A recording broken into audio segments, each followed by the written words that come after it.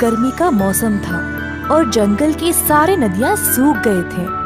जंगल में कई जानवर रहते थे और उनमें से थी एक हाथियों की झुंड। हाथियों का राजा अपने झुंड की देखभाल करता था और हर रोज पानी की कमी से किसी न किसी जानवर को मरते हुए देखकर अपने साथियों के लिए भी चिंतित हो गया।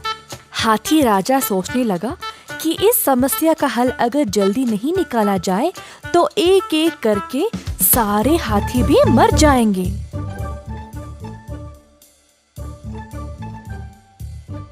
इस बारे में चर्चा के लिए सारे हाथियों ने सभा जमा की।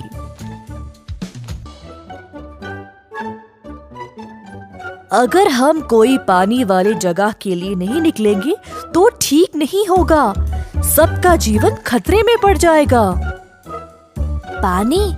मुझे एक स्थान पता है जहाँ पानी उपलब्ध है, लेकिन वहाँ तक पहुँचने के लिए बहुत ही लंबी यात्रा करनी पड़ेगी। सच में? फिर हम सब मिलके उस जगह के लिए चल पड़ेंगे। सब हाथी मान गए और यात्रा पर निकल पड़े।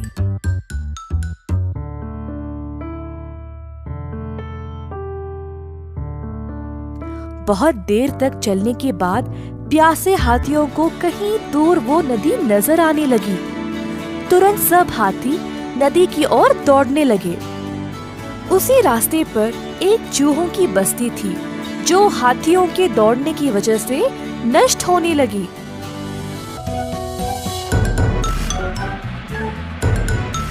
सब चूहे इकट्ठा हुए इस बात पर चर्चा करने के लिए। हम सब हाथियों के पास जाकर उनसे निवेदन करते हैं कि नदी तक पहुंचने के लिए कोई और रास्ता चुने। सब चूहे हाथियों के सामने जाकर खड़े हो गए और हाथी राजा से बात करने की मांग की। जी, बोलिए।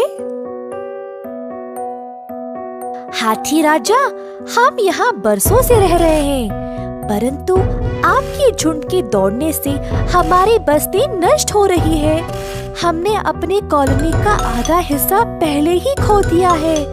हम विनम्रता पूर्वक आपसे हमारी मदद करने का अनुरोध करते हैं। कृपया कोई और रास्ता चुने। ठीक है, मैं अपनी झुंड से बात करूंगा। सुनो साथियों, इस रास्ते पर एक चूहों की बस्ती है। हमारे दौड़ने से उनकी बस्ती नष्ट हो रही है। अब से हम किसी और रास्ते से जाएंगे। हाथी राजा, आप इतने छोटे जीव से बात भी कर रहे हैं, यही महान बात है उनके लिए। हमें उनको इतना महत्व देने की आवश्यकता नहीं है। हम सब इसके लिए सहमत नहीं हैं। समय आने पर हमें भी उनकी मदद की जरूरत पड़ेगी। बस कल से हम दूसरे रास्ते से ही जाएंगे। हाथी राजा आदेश देकर वहाँ से चले गए। बाकी हाथियों ने भी अब उनके आदेश का पालन किया और अगले दिन दूसरे रास्ते से निकल पड़े। नदी पर पहुंचकर सबने खूब पानी पिया, खेला और अच्छा समय बिताया। परंतु ये खुशी कुछ ही समय में खत्म हो गई। एक दिन जब सारे हाथी नदी में खेल रहे थे, तब दूर से कुछ शिकारियों ने उनको देखा। वे उन हाथियों को पकड़ के ले जाना चाहते थे। अगले दिन रोज की तरह जब हाथी नदी की ओर चल रहे थे, तब अचानक से कुछ हाथी शिकारियों के जाल में फंस गए। हाथी राजा भी उसी जाल में फंसे हुए थे।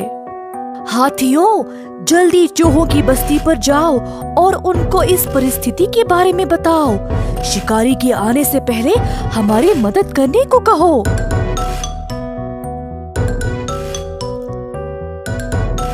तुरंत बाकी हाथियों ने चूहों तक पहुंचा और सब कुछ बताया। सब सुनकर चूहे जल्दी से पंक्तियों में हाथियों के पीठ पर बैठकर नदी की ओर निकल पड़े।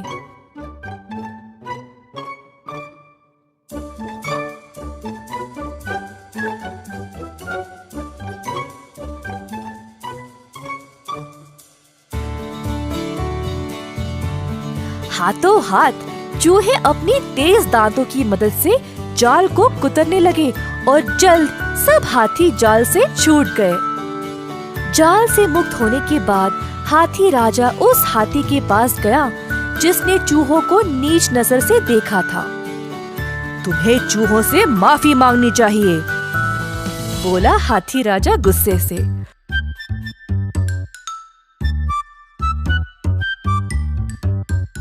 और फिर सब चूहों को धन्यवाद किया।